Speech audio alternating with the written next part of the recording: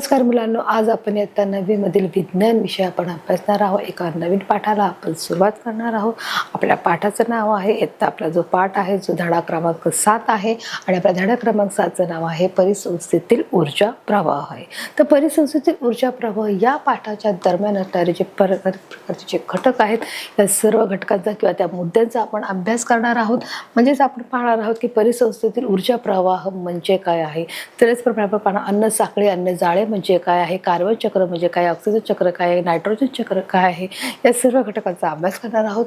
मग आपण पाहणार आहोत या पाठातील काही महत्त्वाचे मुद्दे हे पुढीलप्रमाणे पाहणार आहोत। परिसंस्थेतील जे ऊर्जा प्रवाह आहे म्हणजे काय आहे, अन्न साखळी, अन्न जाळे काय आहे, त्याचप्रमाणे ऊर्जेचा मनोरा किंवा जैवभू काय आहे, रासायनिक चक्र, कार्बन चक्र, ऑक्सिजन चक्र आणि नायट्रोजन चक्र या सर्व घटकांचा आपण व्यवस्थित अभ्यास करणार आहोत। चला तर आपण मुलांना पाठाला सुरुवात करणार आहोत। स्पष्टीकरणाच्या माध्यमातून आपण शिकणार आहोत।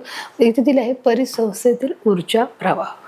आता परिसंस्थेतील ऊर्जा प्रवाह म्हणजे काय आहे, आपण घटकांसारखी मेन सर्वात महत्त्वाचं परिसंस्था म्हणजे काय हे मुलांना समजून घेणं गरजेचं आहे। तर परिसंस्था म्हणजे काय हे आधी समजून घेणं भाग आहे की परिसंस्था म्हणजे एखाद्या विशिष्ट भौगोलिक क्षेत्रात राहणारे सजीव आणि त्याच्या परिसरात राहणारे जे निर्जीव आहेत त्यांच्यातील आंतरक्रिया आणि त्यांच्या समूहाला आपण काय म्हणणार आहोत, परिसंस्था म्हणणार आहोत। कळालं मुलांना, परिसंस्था म्हणजे काय हेच आधी समजून घेणं गरजेचं आहे। तुम्हाला सांगितलंय की एखाद्या विशिष्ट भौगोलिक क्षेत्रात राहणारे जे सर्व प्रकारचे जे सजीव आणि त्या परिसरात राहणारे जे निर्जीव आहेत त्यांच्यातील आंतरक्रिया असणारे किंवा त्यांच्या सर्व समूहाला काय म्हणणार आहोत, परिसंस्था म्हणणार आहोत।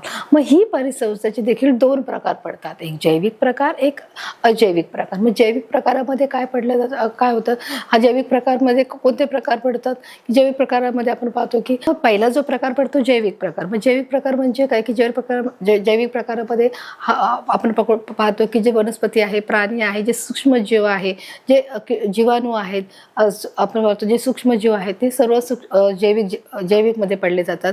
तर अजैविक घटकामध्ये कोणते प्रकार पडले जातात, हवा, पाणी, माती, त्याचप्रमाणे जे तापमान आहे, हे सर्व हवा, पाणी, माती, सूर्यप्रकाश आणि तापमान हे सर्व अजैविक घटकांचा मेळ आहे। तर परिसंस्थेचे हे दोन प्रकार आहेत, जैविक घटक, अजैविक घटक, हे देखील तुम्हाला समजून सांगितलेले आहेत। त्याचप्रमाणे परिसंस्थेची जी वैशिष्ट्ये आहेत ती देखील मुलांना ही 4 प्रकारची आपल्याला आढळून येतात। ती 4 प्रकारची वैशिष्ट्यामध्ये आपण देखील पाहत आहोत की स्वयं विकास आहे, त्याचप्रमाणे आकार आहे, त्याचप्रमाणे तर परिसंस्थेची जी वैशिष्ट्य आहे ते देखील प्रकार पाहत आहोत की परिसंस्थेची वैशिष्ट्य आहे परस्परावलंबन आहे, त्याचप्रमाणे आंतरक्रिया आहे, त्याचप्रमाणे आकार आहे आणि स्वयं विकास आहे। ही सर्व परिसंस्थेची वैशिष्ट्य आहे। व परिसंस्था मिळण्याचे जे ठिकाण आहेत ते कोणते आहे, मग आपण पाहू शकतो जंगल आहेत, तळे आहेत, नदी आहेत आणि वाळवंट आहे। तर अशा प्रकारे परिसंस्था म्हणजे काय त्याची व्याख्या पाहिली, त्याचे जे घटक आहेत ते पाहिले, परिसंस्थेची वैशिष्ट्य म्हणजे काय आणि ते मिळण्याचे ठिकाण परिसंस्था ही कुठे आढळतात ते आपण स्थान देखील पाहिलं। तर अशा प्रकारे आपण थोडक्यात आपण त्याची माहिती घेतली आहे। आता आपण या पाठाच्या दरम्यान देखील अधिक माहिती घेण्याचा प्रयत्न करणार आहोत। इथे दिले आहे परिसंस्थेतील ऊर्जा प्रवाह, सजीवाचे वर्गीकरण। आता हा जो पाठ आहे आपण पाहिलं की सजीवाचे वर्गीकरण इयत्ता 6वी 7वीच्या भागामध्ये देखील आपण पाहिले की कशा प्रकारे सजीवाची जैवविविधता हा वर्गीकरणाचा आपण पाहिलं की विविधता आणि जैवविविधता याचा देखील अभ्यास केलेला आहे। त्याचबरोबर इथे देखील पुन्हा तोच पाठ आला आहे, सजीवांचे वर्गीकरण आहे। मागील इयत्तेत आपण पोषण पद्धतीनुसार सजीवाचे वर्गीकरण शिकलो आहोत। मागील इयत्तेमध्ये म्हणजे इयत्ता 8वी मध्ये आपण शिकलेलो आहोत की पोषण पद्धतीनुसार की प्रत्येक सजीवाला लागणारे जे पोषण आहे कोणत्या प्रकारचं आहे या सर्व संबंधाचा आपण माहिती आपण घेतली होती मागच्या पाठामध्ये की कशा प्रकारे पोषण पद्धती आहे। त्यानुसार आपण पाहिलं की स्वयंपोषी म्हणजे उत्पादक, यानुसार स्वयंपोषी म्हणजे उत्पादक, परपोषी म्हणजे भक्षक। आता स्वयंपोषी म्हणजे जो उत्पादक आहे की जो स्वतः उत्पन्न करतो, जो प्रोड्यूस करतो की स्वतःचे अन्न स्वतः तयार करतो त्याला स्वयंपोषी बोलतात। त्याचप्रमाणे परपोषी म्हणजे जो अन्न दुसऱ्याकडून घेतो, म्हणजे जो स्वतःचे अन्न स्वतः तयार करू शकत नाही तर दुसऱ्याच्या मदतीने अन्न तयार करतो त्याला परपोषी म्हणतात, म्हणजे जो भक्षक आहे। मृतोपजीवी आणि विघटक असे सजीवांचे प्रकार पडतात। म्हणजे हे सर्व घटक आपल्याचा अभ्यास मुलांना आपण मागच्या इयत्तेमध्ये केलेला आहे आणि आपण पाहिलेलं आहे की कशा प्रकारे हे घटक पडतात, स्वयंपोषी, उत्पादक, परपोषी आणि भक्षक आणि मृतोपजीवी याचे सजीवाचे प्रकार पडले जातात। विघटक हे 4 प्रकार आहे सजीवाचे प्रकार। हा देखील पाठ आपण मागच्या इयत्तेमध्ये आपण अभ्यासलेला आहे। स्वयंपोषी आहे, परपोषी आहे, मृतपूजवी आहे आणि विघटक आहे. तर कशा प्रकारे हे आपलं काम करतात हे देखील आपण पाहिलं आहे. सभोवतालच्या परिस्थितीतील विविध भक्षक स्तर आहे. आपल्या सभोवतालच्या परिस्थितीतील विविध भक्षक हे पुढील प्रमाण आहेत. आता त्याचे आपण गट पाडणार आहोत. कशा प्रकारे ते आपल्याला आढळतात. उदाहरणार्थ नाकतोडा, खार, हत्ती इत्यादी स्वयंपोषी म्हणजेच उत्पादक वनस्पती यावर प्रत्यक्षपणे अवलंबून असतात. कशावर असतात बघा. जो नाकतोडा आहे, खार आणि हत्ती हे स्वयंपोषी म्हणजेच उत्पादक वनस्पती कोणते आहेत की जंगलातली जी वनस्पती आहे, जे गवत आहे, जो पानं आहेत यावर प्रत्यक्षपणे अवलंबून असतात. नाकतोडा काय करतो, पानावर बसलेला असतो आणि तो खात असतो. तर अशा प्रकारे हे सर्व प्रत्यक्षपणे वनस्पतीवर अवलंबून असतात. खार, हत्ती बघा, नाकतोडा आहे, खार आणि वनस्पती ह्या सर्व वनस्पतीवरती ते प्रत्यक्षपणे अवलंबून असतात. म्हणजे हे खाऊन ते जीवन जगत असतात. इथपर्यंत क्लिअर आहे. आता दुसरं उदाहरण बघा आपण पाहणार आहोत. म्हणजे प्रथम बघा, आता इथे जे आपण पाहिलं आहे प्राथमिक भक्षक म्हणजे शाकाहारी कोणते आहेत त्याची उदाहरणं आपण पाहिलेली आहेत. आता आपण बघा पाहणार आहोत जे द्वितीय भक्षक आहेत. द्वितीय भक्षक आहेत त्याचे आपण उदाहरणं पाहणार आहोत. द्वितीय भक्षक कोणते आहेत ते मांसाहारी आहे. मग बेडूक, घुबड आहे आणि इथे बघा कोल्हा आहे. हा कशावर आहे की बेडूक आहे तो काय करत आहे, तो पक्ष्याला खात आहे. जो घुबड आहे तो सापाला खात आहे आणि जो कोल्हा आहे तो सशाला खात आहे. ते बेडूक, घुबड, कोल्हे हे मांसाहारी प्राणी शाकाहारी प्राण्याचा अन्न म्हणून वापर करतात. मग पहिले जे प्राणी होते ते कसे होते, ते शाकाहारी प्राणी होते. शाकाहारी प्राण्यांना ते खातात. बेडूक, घुबड, कोल्हा हे मांसाहारी प्राणी हे शाकाहारी प्राण्यांचा अन्न म्हणून वापर करतात. म्हणजे त्याचा अर्थ ते बेडूक, घुबड, कोल्हा हे मांसाहारी प्राणी काय करतात, शाकाहारी प्राण्यांना आपलं अन्न म्हणून ग्रहण करतात किंवा अन्न म्हणून त्याचा वापर केला जातो. हे झाले द्वितीय भक्षक. आता सर्वोच्च भक्षक मध्ये कोण आलंय. उदाहरणार्थ काय आहे, वाघ आहे, सिंह आहे, हे कसे आहेत, गेंडा आहे, इथे बघा ही याक आहे. तर अशा प्रकारे मांसाहारी प्राणी खातात, मात्र वाघ, सिंह यांना इतर प्राणी खात नाही. आता वाघाची आणि सिंहाची शिकार केलेली तुम्ही पाहिली आहे का कधी, तर अजिबात नाही. तुम्ही त्यांना पाहिलं नाही कधी वाघाची सिंहाची शिकार करतात. परंतु हे देखील प्राणी यांच्यापेक्षा जे छोटे प्राणी आहेत त्यांना खाण्याचा प्रयत्न करतात. म्हणजेच उदाहरणार्थ कोणाला आपण म्हणू शकतो बघा, जो कोल्हा आहे, जो लांडगा आहे त्यांना खाण्याचा प्रयत्न करतात. बरोबर, इथपर्यंत क्लिअर आहे. पहिलं बघा इथे दिलं आहे, आपण पाहिलं आहे प्राथमिक भक्षक, द्वितीय भक्षक आणि आता सर्वोच्च भक्षक. वाघ, सिंह मांसाहारी प्राण्यांना खातात, मात्र वाघ, सिंहांना इतर कोणीही प्राणी खात नाही. हे आपलं क्लिअर आहे. इथपर्यंत कळाले सर्वोच्च भक्षक म्हणजे काय. चला आता आपण पुढे पाहणार उभयहारी म्हणजे मिश्राहारी, म्हणजे दोन्ही शाकाहारी मांसाहारी यांना दोघांनाही खाणारे. मग उदाहरणार्थ कोण आहे, माणूस आहे, अस्वल आहे, यासारखे प्राणी शाकाहारी तसेच मिश्राहारी प्राण्यांचा अन्न म्हणून वापर करतात. आता हे देखील आपलं क्लिअर आहे की माणूस काय करत आहे, माणूस म्हणा किंवा अस्वल किंवा इतर जे प्राणी आहेत ते काय करतात, शाकाहारी तसेच मिश्राहारी, म्हणजे तो शाकाहारी देखील खाऊ शकतो आणि मांसाहारी देखील खाऊ शकतो. मग त्याच्यामध्ये माणूस आहे आणि अस्वल आहे हे प्राणी देखील काय करतात की शाकाहारी किंवा सर्व प्राण्यांचा वापर अन्न म्हणून वापर करतात. आता इथे दिले आहे अन्न साखळी व अन्न जाळे. तर अन्न साखळीत अन्न जाळे हा जो पाठ आहे हा देखील आपल्या इयत्ता मुलांनो अन्न घटक तर आपण हा इयत्ता 5वीच्या विषयामध्ये शिकलो आहोत, 6वीच्या विषयामध्ये शिकलो आहोत, 7वीच्या विषयामध्ये देखील शिकलो की कशा प्रकारे की अन्न साखळी आणि अन्न जाळे म्हणजे काय, हा देखील भाग आपल्याला इथे झालेला आहे. आता आपण पाहणार आहोत की उत्पादक आहे भक्षक आणि मृतोपजीवी यांच्यामध्ये कायमच्या आंतरक्रिया सुरू असतात. उत्पादक काय आहे, जे वनस्पती आहे.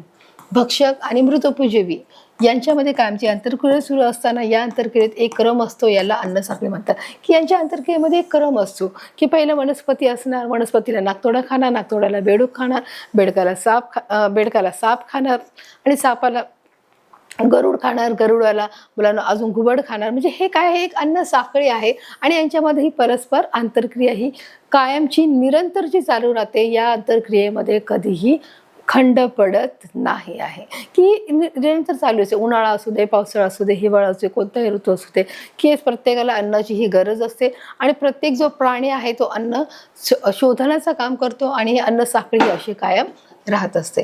तर अशा प्रकारे बघा आपण याच्यामध्ये पाहत आहोत की आंतरक्रियेत एक क्रम असतो. अशा प्रकारे हा एक क्रम जोडलेला, उन्हाळा असू दे, पावसाळा, हिवाळा, तर अन्न जी साखळीचं जे प्रमाणित झालेलं आहे.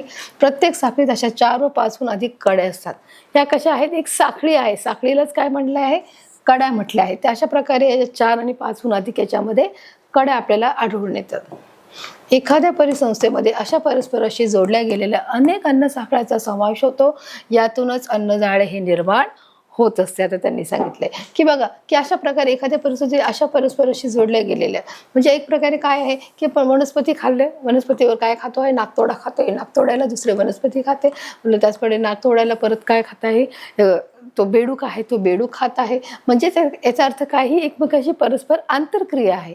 एखाद्या परिसंस्थेमध्ये अशा परस्पर जोडल्या गेलेल्या अनेक अन्न साखळ्यांचा समावेश होतो आणि यातूनच काय होत आहे, अन्न साखळी जोडते आहे. म्हणजेच काय की हर एक प्राणी हा एकमेकाच्या दुसऱ्या गोष्टीवर अवलंबून आहे, दुसऱ्या भक्ष्यावर अवलंबून आहे.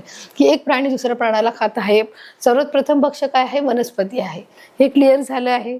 एखादा सजीव इतर अनेकांचे भक्ष्य असतो. जर एखादा कोणताही जो सजीव आहे तो इतरांचे भक्ष्य बनतो, इतर अनेकांचे जो भक्ष्य बनतो. म्हणजेच काय आहे की समजा एखादा नाकतोडा आहे, तर नाकतोडा हा अनेक वनस्पतीवर बसू शकतो. मग प्रत्येकाची जी टेस्ट आहे झाडाची ती वेगळी आहे, पानाची ती वेगळी आहे.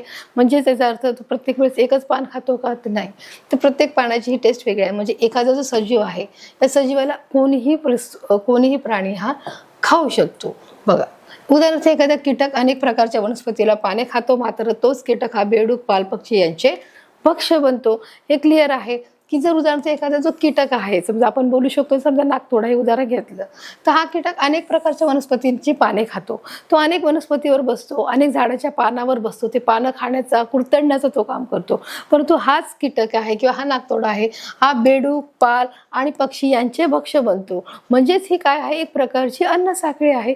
तो जरी वनस्पती खातात, म्हणजे प्रथम स्तोत्र काय आहे, वनस्पती आहे. मग वनस्पती जर नाकतोडा खात आहे, जो तो कीटक खात आहे, त्या कीटकाला देखील कोण खाऊ शकतो, बेडी खाऊ शकतो, साप खाऊ शकतो, पक्षी खाऊ शकतो. म्हणजे त्यांचं तो भक्ष्य बनू शकतो. तर अशा प्रकारे बघा हा बेडूक त्या पक्ष्याला खात आहे. दिसतं इथे चित्रावर कशा प्रकारे पक्षी हा खात आहे. जर एखाद्या आकृतीने दाखवायचे म्हटले तर सरळ रेषेतील अन्न साखळी ऐवजी गुंतागुंतीचे अनेक शाखा असलेले जाळे इथे तयार होईल. आता हे गुंतागुंतीचे जाळे इथे तयार झाले आहे. कोण कुणाला खात आहे तुम्हाला हे काहीच समजून येणार नाहीये मुलांनो. कारण म्हणजे की हे काय दिसत आहे आम्हाला तर काहीच समजत नाही, सगळं कन्फ्युजन आहे की ते कोणता घटक कोणाला खात आहे, कोणता पक्षी कोणाला खात आहे हे तुम्हाला समजून येणार नाही. पण जर नीट निरीक्षण जर तुम्ही करून पाहिलं की हा सगळ्यात प्रथम इथे काय दिलं आहे, वनस्पती आहे, पान आहे. मग पानांना कोण खात आहे, इथे हा कीटक खात आहे, म्हणजेच हा नाकतोडा खात आहे. बघा इथे तुम्ही पाहू शकता. आणि अशा प्रकारे ही जी अन्न साखळी आहे ही इथे बघा अशा प्रकारे ती फिरत आहे आणि ती पुन्हा इथपर्यंत येत आहे. तर अशा प्रकारे बघा ही पानं आहेत, ती झाडं खात आहे. तर अशा प्रकारे ही एखादी आकृती दाखवायची म्हटलं तर सरळ रेषेतील अन्न साखळी ही ऐवजी गुंतागुंतीची, म्हणजे ही न समजण्या इतकी आहे. परंतु सर्वात प्रथम स्तोत्र काय आहे, वनस्पती आहे. वनस्पतीला जो कीटक खात आहे आणि मग कीटकामार्फत ती अन्न साखळी सुरू होत असते. हे देखील आपल्या इथे क्लिअर झालेलं आहे. म्हणजे त्याच्यामध्ये 4 ते 5 कड्या ह्या निर्माण होतात. कड्या म्हणजे त्याचप्रमाणे एक ही चेन सिस्टम तयार होते. यालाच निसर्गातील अन्नजाळे म्हणतात. सामान्यपणे अशी अन्नजाळी निसर्गात सर्वत्र आढळते आणि यालाच आपण काय म्हणत आहोत, अन्नजाळे म्हणत आहोत. की एक जीव दुसऱ्या जीवावर आधारित असतो, म्हणजेच ते काय, हा अन्नजाळे आहे. एक प्रकारे निसर्गाचं ते चक्र आहे, निरंतरचं जे चालणारं चक्र आहे, ते कधी थांबत नाही. म्हणजे सामान्यपणे अशी अन्नजाळी निसर्गता ती सर्वत्र आढळते. ती काय आहे, सर्वत्र आपल्याला आढळते. की कुठे एखाद्या विशिष्ट ठिकाणीच आढळते असं नाही. तुम्ही जगाच्या कोणत्याही कानाकोपऱ्यात जा, हा निसर्गाचा नियमच आहे. की जर निसर्गाचा नियमच काय आहे की पृथ्वीवरील हर एक गोष्टीचा समतोल राहण्यासाठी, त्या सर्व ज्या गोष्टी आहेत त्याचा आपला समतोल राहण्यासाठी एक जीव दुसऱ्या जीवाला खातो, जेणेकरून त्याचं उत्पादन की ते वाढू नये, की ती संख्या वाढू नये, यासाठी मुलांनो की ही जी अन्न साखळी आहे की अन्नजाळी आहे हे निर्माण झालेली आहे. ती निसर्गात निर्माण झाली, ती दुसरे कोणीही तयार केलेली नाही. म्हणजेच अशी अन्नजाळी निसर्गात ही आपल्याला सर्वत्र आढळून येते. मग तुम्ही जंगलामध्ये जा किंवा तुम्ही राजस्थानमध्ये जा, तुम्ही कोणत्या वाळवंटी ठिकाणी जा, तुम्ही जिथे 12 महिने पाऊस पडतो की एक जीव दुसऱ्या जीवावर अवलंबून असतो आणि तो काय करतो की तो एका दुसऱ्या जीवाचं भक्षण करून तो खाण्याचं काम करतो. तर पाहणार की ऊर्जेचा मनोरा हा कशा प्रकारे असतो. अन्न साखळीतील प्रत्येक पातळीला पोषण पातळी म्हणतात. बघा आता इथे दिली आहे पोषण पातळी. ही कशा प्रकारची पातळी आहे इथे आपण पाहणार आहोत. ती कशी आहे की अन्न पोषण पातळी म्हणजे अन्न प्राप्त करण्याचा स्तर आहे. जो पहिला आहे उत्पादक म्हणजे काय आहे, बघा इथे दिले आहे, आपण पाहू शकतो. जो पहिला आहे उत्पादक म्हणजे काय आहे, वनस्पती आहे. बघा म्हणजे परिसंस्थेतील सर्व उत्पादक वनस्पती, म्हणजे हा जो आहे ही वनस्पती आहे. काय आहे, ही वनस्पती आहे. समजलं मुलांना. मग दुसरं आहे शाकाहारी, दुसरा सेकंड आहे मांसाहारी आणि सेकंड आहे उभयहारी. म्हणजे बघा, सगळ्यात पहिला मूळ स्तोत्र आहे उत्पादक, त्याच्यानंतर मग शाकाहारी म्हणजे जे फक्त वनस्पती खातात, म्हणजे हा जो स्तर आहे याच्यावर अवलंबून आहे, हा जो स्तर याच्यावर अवलंबून आहे, हा जो स्तर याच्यावर अवलंबून आहे. तर अशा प्रकारे एक जीव दुसऱ्या जीवावर हा अवलंबून आहे. मग पोषण पातळी म्हणजे अन्न प्राप्त करण्याचा अशा प्रकारे हा ग्राफ आहे. 1 2 3 4 हा जो ग्राफ इथे दिसत आहे. अन्न साखळीत अन्न घटक व ऊर्जेचे प्रमाण हे निम्न स्तरावरील उत्पादकापासून उच्च स्तरावरील भक्षकापर्यंत टप्प्याटप्प्याने घटत जात असते. बघा, आता त्यांनी काय सांगितले की हे टप्प्याटप्प्याने काय आहे, घसरत जात आहे. बघा की अन्न साखळीतील अन्न घटक व ऊर्जेचे प्रमाण हे काय आहे, हा असा त्रिकोण तयार झाला आहे. कशाचा त्रिकोण आहे, ऊर्जेचा मनोरा आहे. आणि या ऊर्जेच्या मनामध्ये अन्न घटक ऊर्जेचे प्रमाण हे कसे आहे, निम्न स्तरीय म्हणजे उत्पादकापासून उच्च स्तरावरील भक्षकापर्यंत हा टप्प्याटप्प्याने हा कमी कमी होत गेला आहे, घटत गेला आहे. याचा अर्थ काय की तो कमी कमी होत गेलेला आपल्याला इथे आढळून येत आहे. बघा इथे दिसत आहे, हा ग्राफ जेवढा इथे वाढत आहे, हा जो इथे एवढा दिसत आहे तो इथे दिसतोय का, नाही, तो थोडा कमी झालाय. मग शाकाहारीचा तो काय आहे, कमी आहे. त्याच्यानंतर जो मांसाहारीचा तो कमी आहे आणि त्याच्यानंतर उभयहारीचा तो अगदीच कमी आहे. म्हणजेच हा काय आहे की हा जो सर्व भक्षकापर्यंत टप्प्याटप्प्याने आपोआपच तो कमी होत गेला आहे किंवा तो घटत चाललेला आहे, हे देखील आपण पाहिलं आहे. म्हणजे बघा इथे त्याला आहे की परिसंस्थेतील विविध उत्पादक वनस्पती, शाकाहारी, मांसाहारी, उभयहारी. म्हणजे जो पहिला आहे तो उत्पादक आहे, प्रथम पोषण पद्धती, द्वितीय पोषण पद्धती आणि तृतीय पोषण पद्धती. समजले मुलांना. यावरून असे स्पष्ट होते की उत्पादकापासून ऊर्जा प्रथम द्वितीय पातळी पार करत सर्वोच्च भक्षकाकडे संक्रमित होत राहते. अशा प्रकारे एका भक्षकाकडून ती दुसऱ्या भक्षकाकडे, प्रथम पोषण, द्वितीय पोषण, तृतीय पोषण या भक्षकाकडे ती संक्रमित होते. ती ऊर्जा सर्वोच्च भक्षक मृत पावल्यानंतर विघटकांच्या साहाय्याने पुन्हा उत्पादकापर्यंत ती पोचण्याचं काम करते. बघा अशा प्रकारे ती ऊर्जा जी आहे, ती ऊर्जा सर्वोच्च भक्षक मृत पावल्यानंतर, जे घटक मृत पावतात म्हणजे जे जंगली जनावर आहेत की ज्यांना फाडून काढलेलं आहे, ठार मारलेलं आहे, मग त्यांचे देखील काही अवशेष राहतात. ते अवशेष कोण घटक संपवतं, जे मृत पावल्यानंतर विघटकाचं ते काम आहे. ते विघटकाच्या सहाय्याने पुन्हा उत्पादकापर्यंत, म्हणजे पुन्हा जो उत्पादक आहे म्हणजेच काय आहे, माती आहे, वनस्पती आहे, त्यांच्याकडे पोहोचण्याचं काम होत आहे. म्हणजेच आकृतीमध्ये दाखवल्याप्रमाणे या मनोरथ प्रत्येक स्तरावरील ऊर्जा हे संक्रमण दाखवले आहे. म्हणजेच वनस्पती किती आहे, 10,000 KCL, प्राणी किती आहे, 1000 KCL. म्हणजेच इथे बघा वनस्पतीचा स्तर आहे 10,000 KCL आहे, दुसरा सेकंड स्तर आहे तो 1000 KCL आहे, तिसरा आहे तो 100 KCL आहे आणि जो मानव आहे तो 10 KCL आहे. तर अशा प्रकारे त्याचा जो स्तर आहे तो दाखवला आहे. आकृतीत दाखवल्याप्रमाणे मनोरथील प्रत्येक स्तरावरील जे ऊर्जा संक्रमण आहे ते अशा प्रकारे दाखवलं आहे. अन्न साखळीत अनेक ऊर्जा विनिमय हे स्तर असतात. अन्न साखळीमध्ये अनेक ऊर्जा हे काय आहे, स्तर असतात.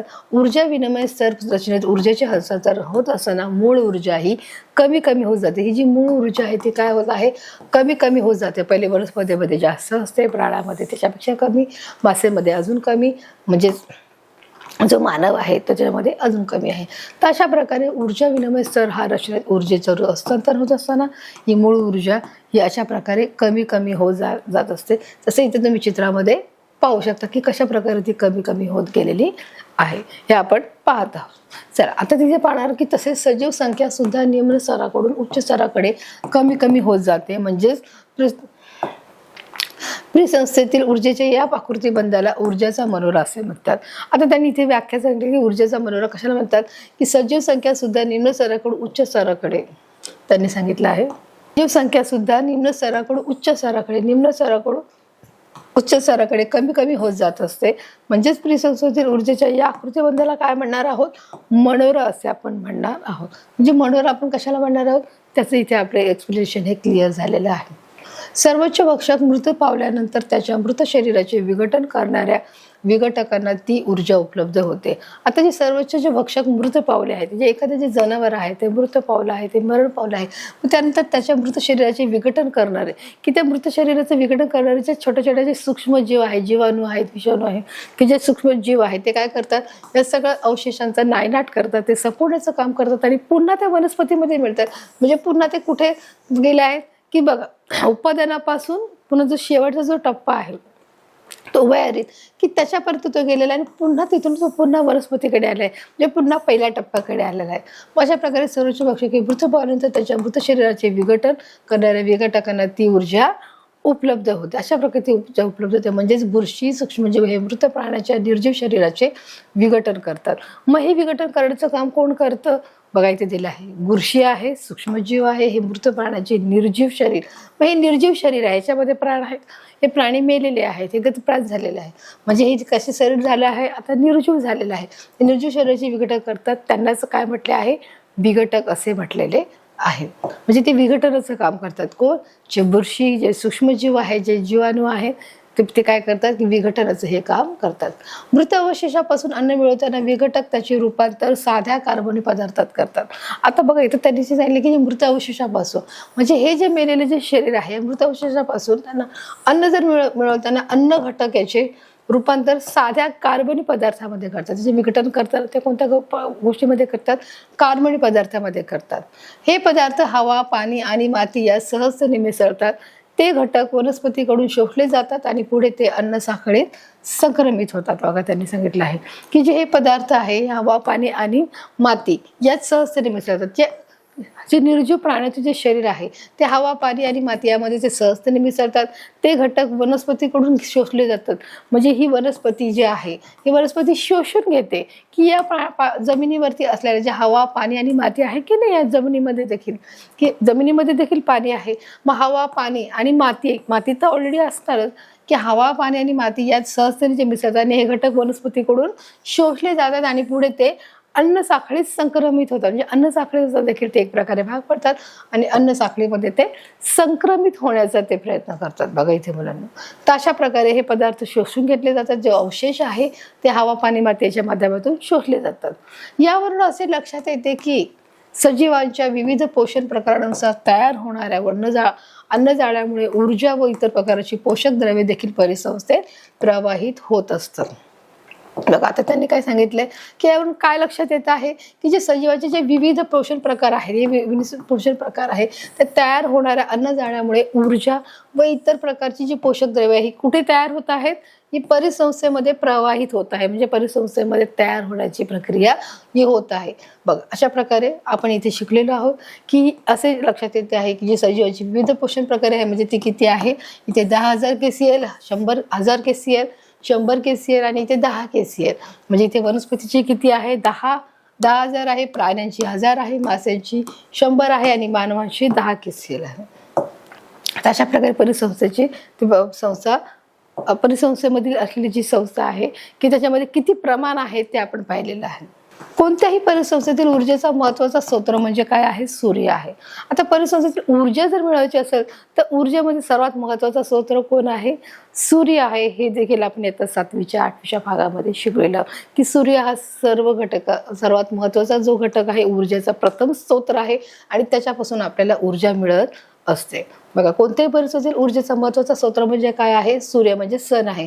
परिसंस्थेतील हरित वनस्पती एकूण सौर ऊर्जेपैकी काही ऊर्जा आहे अन्नाच्या स्वरूपात साठवून ठेवली जाते. आता परिसंस्थेमध्ये म्हणजे मी सांगितलं परिसंस्था म्हणजे काय? जे सजीव आणि निर्जीव घटकाचा मेळ. म्हणजे सजीव म्हणजे काय? जैविक घटक. निर्जीव म्हणजे काय? अजैविक घटक. हे आपलं क्लिअर झालेलं आहे आणि मी तुम्हाला सांगितलेलं आहे. म्हणजेच परिसंस्थेतील हरित वनस्पती एकूण सौर ऊर्जेपैकी जी सौर ऊर्जा आहे त्यापैकी काही ऊर्जा ह्या अन्नाच्या स्वरूपामध्ये देखील साठवून ठेवलं जातं. म्हणजे ही अन्नाच्या रूपामध्ये ही ऊर्जा काय केलेली आहे? साठवून ठेवण्याचं देखील काम केलं जातं. बघा की सौर ऊर्जेपैकी काही ऊर्जा ही अन्नाच्या स्वरूपामध्ये साठवून ठेवत आहे. विघटकापर्यंत ही ऊर्जा संक्रमित होते. मग हे जे विघटक आहेत मग ते कोणतेही विघटक असू दे, उत्पादक असू दे, शाकाहारी असू दे, मांसाहारी असू दे आणि उभयचर असू दे की या विघटकापर्यंत ही ऊर्जा संक्रमित होते. मग पुन्हा ती काय होत आहे? ती ऊर्जा बघा की उष्णता जर सूर्य आहे तर सूर्य इथून प्रकाश देत आहे, उष्णता देत आहे, ती विघटकापर्यंत ही ऊर्जा काय होत आहे? संक्रमित होण्याचा प्रयत्न करते. म्हणजे उभयचरपासून मांसाहारीपासून शाकाहारीपासून पुन्हा इथं उत्पादकापर्यंत आणि शेवट जो आहे तो घटक विघटकापर्यंत ही ऊर्जा संक्रमित होण्याचं कार्य करते. म्हणजेच विघटकाकडून त्यातील काही ऊर्जा ही उष्णतेच्या स्वरूपात बाहेर टाकली जाते. आता विघटकाकडून म्हणजे जे विघटक कोणी सांगितले, विघटक कोणते आहेत तसं सांगितले बुरशी आणि जे सूक्ष्म जीवाणू आहेत त्याच्यातील काही ऊर्जा ही उष्णतेच्या स्वरूपामध्ये ही बाहेर टाकली जाते, ती बाहेर फेकली जाते. कोणाच्या माध्यमातून आलेली? सूर्याच्या माध्यमातून. मात्र कुठलीही ऊर्जा सूर्याकडे परत जात नाही, म्हणून ऊर्जेच्या प्रवाही एकेरी वाहतूक मानली जाते. की मात्र कुठली जी ऊर्जा ही परत जात नाही, एकदा सूर्याकडून आलेली जी ऊर्जा आहे ती पुन्हा आपल्या पृथ्वीपर्यंत पोहोचते, परंतु ती पृथ्वीतून पुन्हा रिटर्न जात नाही, म्हणजे ते रिफ्लेक्शन होत नाही. जसं आपण एखादी काच आहे, त्या काचेवरती आपण समजा उष्णता आपण टाकली तर त्याचं प्रतिबिंब आपल्याला दिसतं किंवा ते पुन्हा ते किरण परावर्तित होतात. पण तसं होतं का की जर सूर्य आपल्याला प्रकाश देतो तर आपल्या पृथ्वीवर देतो, पृथ्वी पुन्हा त्याला त्याचा प्रकाश रिटर्न करते का? तर असं होत नाही. म्हणजेच मात्र कुठलीही ऊर्जा ही सूर्याकडे परत जात नाही, ती रिटर्न जात नाही. सूर्य आपल्याला प्रकाश देऊ शकतो, आपण पुन्हा सूर्याला प्रकाश रिटर्न करू शकत नाही. म्हणून ऊर्जेचा प्रवाह हा कसा आहे? एकेरी वाहतूक आहे. कशी आहे? एकेरी वाहतूक मानली जाते. की ती येण्याचा जो रस्ता आहे तर तिकडून म्हणजे वरून खाली येण्याचा रस्ता आहे, पण खालून पुन्हा वर जाऊ शकत नाही, हे देखील आपल्याला माहिती आहे. तर अशा प्रकारे कुठली ऊर्जा सूर्याकडे परत जात नाही, ती कशी आहे? एकेरी वाहतूक मानली जाते. हे आपलं क्लिअर आहे. जैव रासायनिक चक्र म्हणजे काय? आता आपण त्याच्याबद्दल आपण माहिती घेणार आहोत. परिसंस्थेतील ऊर्जेचा प्रवाह हा एकेरी असला तरी पोषक द्रव्याचा प्रवाह हा मात्र चक्रीय असतो. आता बघा, त्यांनी सांगितलं आहे की परिसंस्थेतील ऊर्जेचा प्रवाह हा कसा आहे? एकेरी जरी असला तरी जो पोषक द्रव्याचा जो प्रवाह आहे हा काय आहे? चक्रीय आहे. साहजिकच आहे, तो काय आहे? चक्र आहे. म्हणजे ते अन्न साखळी आहे, ते एक सायकल आहे. ते जो ऊर्जेचा प्रवाह हा एकेरी मार्ग आहे, परंतु हा एकेरी आहे का? तर हा अजिबात एकेरी नाही आहे. हा मात्र एकेरी नाहीये. म्हणजे हा कसा आहे? हाच अन्न साखळी आहे, ही एक वाहतूक आहे किंवा ही एक प्रकारचं सायकल आहे आणि हे निसर्गाने निर्माण केलेलं हे चक्र आहे आणि त्याच्यामुळे हे जे चक्र आहे हे निरंतरच चाललेलं हे चक्र आहे. बघा, हे पोषक द्रव्याचा प्रवाह मात्र हा कसा आहे? हा चक्राकार आहे, गोलाकार आहे. पोषक द्रव्याच्या परिसंस्थेतील चक्रीय स्वरूपातील प्रवाहाला जैव रासायनिक चक्र असे म्हणतात. काय म्हटले जातात बघा, इथे त्यांनी सांगितले जे पोषक द्रव्याची जी परिसंस्था आहे त्या परिसंस्थेतील जे चक्र आहे, या चक्रातील प्रवाहाला काय म्हटले जाते? जैवभू. भू म्हणजे काय आहे? जमीन. जैवभू रासायनिक चक्र असे म्हटले जातात. म्हणजे जमीन आणि पाणी यांच्यामधील जो चक्र आहे त्याला आपण काय म्हणत आहोत? जैवभू असे म्हणत आहोत. समजते मुलांना? जमीन आणि पाणीमध्ये जी रासायनिक जी प्रक्रिया होते त्याला जैवभू म्हणतात. सजीवांच्या वाढीस आवश्यक असणाऱ्या पोषक द्रव्याच्या अजैविक घटकाकडून जैविक घटकाकडे आणि जैविक घटकाकडून अजैविक घटकाकडे रूपांतर होत असते. आता हे बघितलं, इतकं सोपं आहे. त्यांनी सांगितलंय की सजीवांच्या वाढीसाठी आवश्यक असणारे जे पोषक द्रव्य आहे, मग सजीवांच्या वाढीसाठी आवश्यक असणारी पोषक द्रव्य ही कोणती आहेत? मग त्याच्यासाठी लागणारे जे लागणार आहे की सर्वात प्रथम जो घटक आहे पाणी आहे, त्याचप्रमाणे हवा आहे, त्याचप्रमाणे जे त्यांचं अन्न आहे, हे सर्व महत्त्वाचे लागणारे किंवा पोषण द्रव्यासाठी त्यांच्या पोषण वाढीसाठी सजीवांच्या वाढीस आवश्यक असणारे जे पोषक द्रव्य आहे हे घटक लागतात. अजैविक घटकाकडून मग हे सगळे घटक कुठून? अजैविक घटकाकडून जैविक घटकाकडे आणि जैविक घटकाकडून अजैविक घटकाकडे रूपांतरित होत असतात. म्हणजे ते एकमेकांना काय केले जातात? ते आपण म्हणतो ना की एक्सचेंज केले जातात किंवा एकमेकांकडे पाठवले जातात. मग सजीवांच्या वाढीसाठी लागणारे जे घटक आहेत ते अजैविक घटकाकडून जैविक घटकाकडे. मग त्यासाठी तुम्हाला कळायला पाहिजे की जैविक घटक म्हणजे काय, अजैविक घटक म्हणजे काय. मग जसं मी तुम्हाला सुरुवातीला सांगितलं, जैविक घटक म्हणजे काय की जैविक घटकामध्ये प्राणी आहे, वनस्पती आहे, सूक्ष्मजीव आहे, जीवाणू आहेत, विषाणू आहे, हे सर्व कसे आहेत? सजीव घटक आहे. मग त्याच्यामध्ये मानव सुद्धा आला जैविक घटकामध्ये, बरोबर. मग त्याच्यामध्ये अजैविक घटक म्हणजे हवा, पाणी, माती, सूर्यप्रकाश आहे, तापमान आहे, हे सर्व अजैविक घटक आहे. हे क्लिअर आहे? मग हे समजण्यासाठी तुम्हाला जैविक घटक आणि अजैविक घटक हे काय आहे समजून घेणं गरजेचं आहे. तर सजीवांच्या वाढीसाठी आवश्यक असणारे जे पोषक द्रव्य आहे ते अजैविक घटकाकडून जैविक घटकाकडे जाते आणि जैविक घटकाकडून पुन्हा अजैविक घटकाकडे हे रूपांतरित होत असते. म्हणजे ती देवाणघेवाण त्यांची होत असते, त्यावेळेस त्यांच्या सजीवांची वाढ ही होत असते. तर अशा प्रकारे आपण याचा मेळ आपण समजून घेतलेला आहोत. या घटकाचा आपण अभ्यास इथे केला आहे. मग बघा, वातावरणामध्ये जे थर असतात ते थर कोणते आहे? शिलावरण, जलावरण आणि वातावरण. बघा, जे आपल्या पृथ्वीवरील जे वातावरण, त्या वातावरणाचे देखील 5 स्तर आहेत. त्यापैकी तुम्हाला ते दिलं आहे शिलावरण, जलावरण आणि वातावरण मिळून तयार झालेले त्याला काय म्हटलं आहे? जीवावरण. मग त्यापैकी जे 5 जे थरापैकी आहे ते शिलावरण, वातावरण आणि जलावरण हे मिळून काय होत आहे? बघा, शिलावरण, वातावरण आणि जलावरण मिळून तयार झालेलं काय आहे? त्याला आपण जीवावरण म्हणतो. यांच्या माध्यमातून हे चक्र हे अविरत चालू राहते. कोणाच्या माध्यमातून हे चक्र चालू राहत आहे? शिलावरण, वातावरण आणि जलावरण त्यालाच मिळून यांचं मिळून काय झालं आहे? जीवावरण. आणि यांच्या माध्यमातून हे चक्र काय होत आहे? अविरत चालू होत आहे. म्हणजे हे अखंडित चालू आहे. अविरतचा अर्थ अखंडित. या प्रक्रियेत जैविक, भूस्तरीय व रासायनिक पोषक द्रव्यांचे चक्रीभवन होते. या प्रक्रियेमध्ये जे जैविक, भूस्तरीय आणि रासायनिक पाण्यामध्ये, भूस्तरीय म्हणजे आपण म्हणू शकतो की जमिनीवरचे किंवा जे जमीन आणि पाण्यावरचे किंवा रासायनिक पोषक द्रव्याचे, अशा प्रकारचे हे चक्रीभवन हे सुरू होत असते.